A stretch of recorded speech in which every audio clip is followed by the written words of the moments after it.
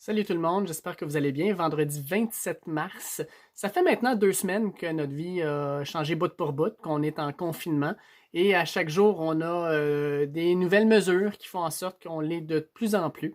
Par contre, on revient avec les actualités, telles que promis. Premièrement, je voudrais m'excuser pour la dernière vidéo. J'ai oublié de mettre dans la description des liens que je vais mettre dans la description de cette vidéo-ci. Par exemple, les livres dont je vous ai parlé, vous pouvez les louer sur des plateformes numériques parce qu'on s'entend que les bibliothèques sont fermées et que vous ne pouvez pas aller les chercher là. Donc, il y a prêtnumérique.ca qui est un site web. Si vous avez un abonnement à une bibliothèque, vous prenez votre carte d'abonné puis vous pouvez y aller. Ou sinon, la Grande Bibliothèque nationale vous le permet aussi gratuitement. Fait que vous allez avoir les liens plus bas. L'autre chose, ceux qui me connaissent et qui m'ont eu comme enseignant dans les dernières années savent très bien que le vendredi, je fais quelque chose de spécial. Hein? Vidéo du vendredi. Fait que la vidéo sera placée justement, premier lien dans la description de la vidéo. Vous allez pouvoir aller la regarder. C'est une vidéo de Jimmy Fallon. Fait que je vous présente ça dans quelques minutes.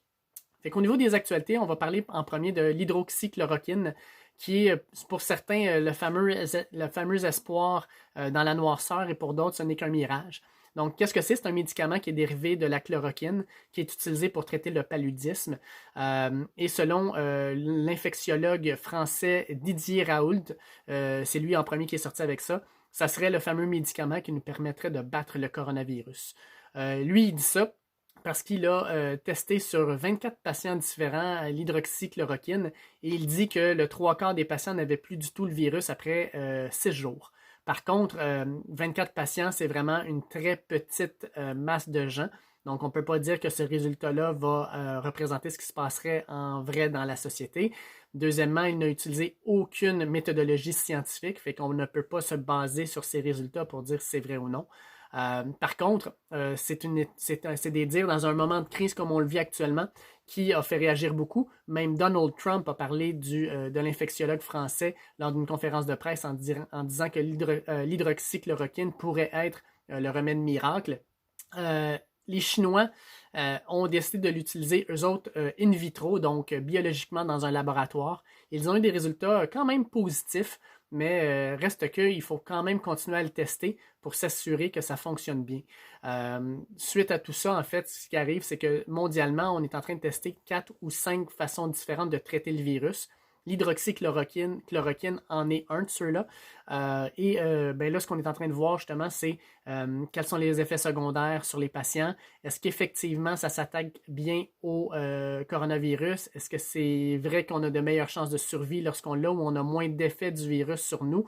Ça reste à voir. Par contre, c'est vraiment un de ces fameux antivirales-là qui va probablement faire tourner la balance en notre faveur. Parce qu'actuellement, étant donné que c'est un nouveau virus, tout le monde qui l'attrape doit développer ses propres anticorps. Et pour certains, c'est mortel. Fait qu'avec un médicament qu'on pourrait utiliser, que ce soit l'hydroxychloroquine ou n'importe quel autre, en fait, ça va clairement changer la balance du pouvoir, si on peut le dire, dans la lutte contre le COVID-19. Ensuite, heureusement pour vous, l'Internet tient le coup. Une des grandes peurs des gouvernements était qu'avec la quantité de monde, on parle du tiers de la planète qui était en confinement, avec le nombre de personnes qui allaient aller sur des plateformes de streaming et regarder des séries et des films, que l'Internet ne pourrait pas tenir le coup, que l'infrastructure qui fait rouler l'Internet littéralement tomberait en panne et que du jour au lendemain, pouf, plus d'Internet. Imaginez ça, on serait dans une crise pas mal plus grave qu'aujourd'hui, je pense, si l'Internet du jour au lendemain disparaissait. Heureusement pour nous, ce n'est pas le cas.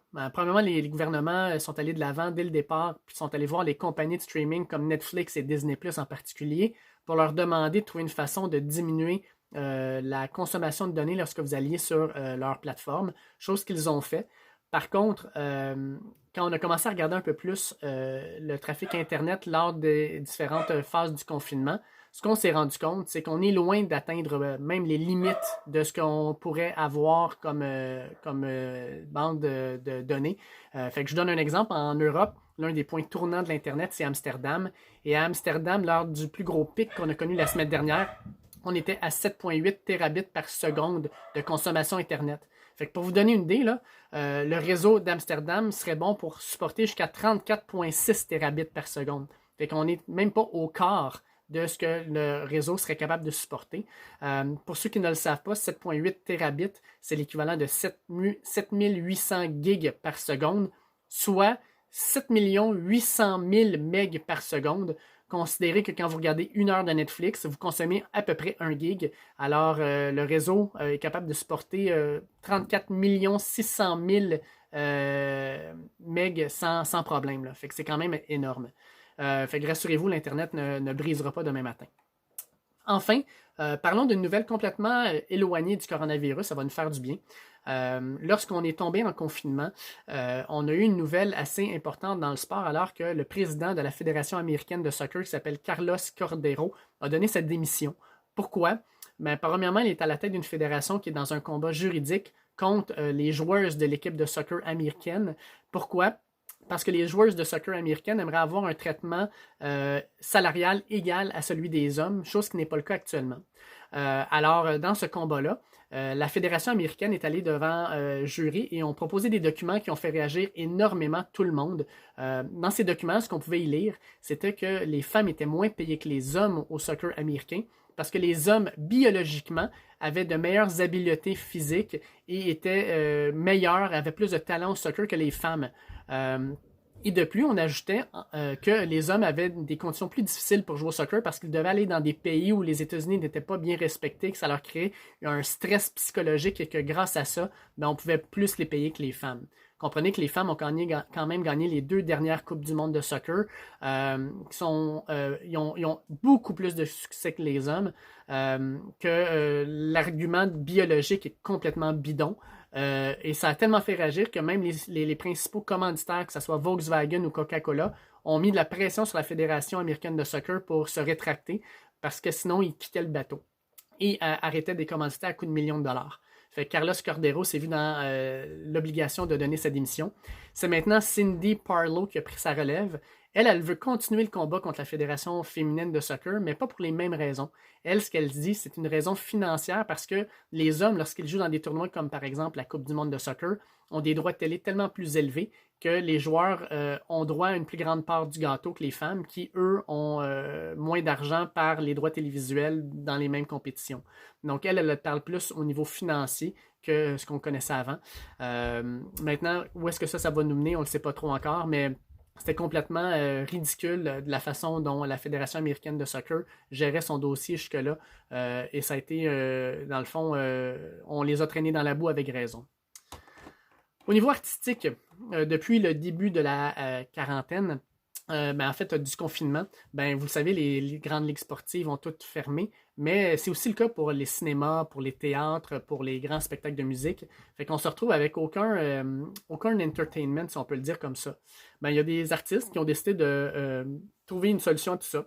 L'un des premiers, ça a été Chris Martin, le chanteur de Coldplay, qui a utilisé les réseaux sociaux pour faire un petit concert en direct avec ses fans.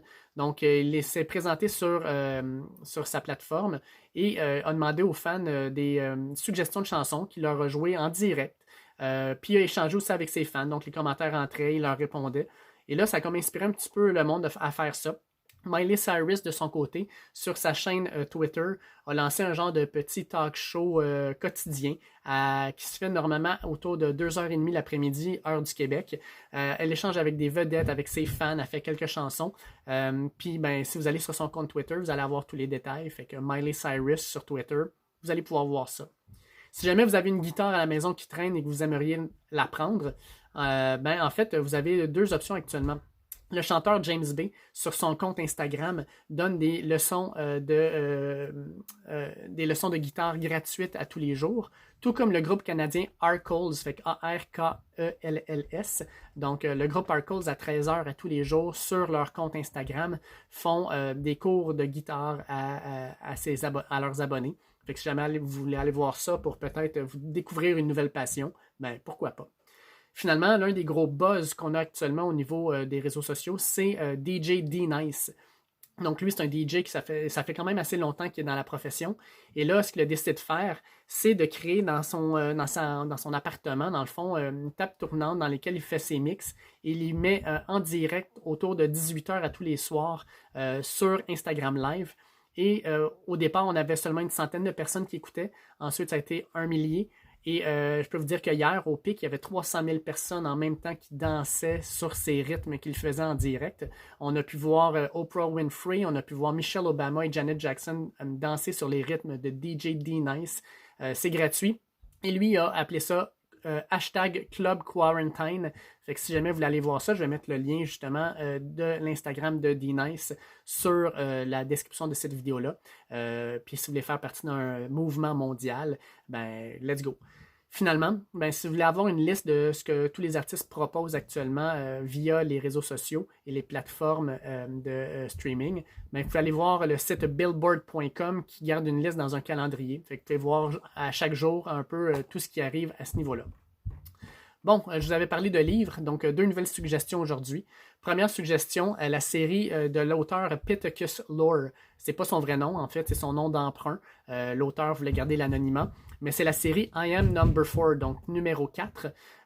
Cette série-là a fait un film il y a de ça quelques années. Le film était absolument mauvais, mais malgré tout, on a maintenant une série de 6 livres. Les livres sont de loin supérieurs au film.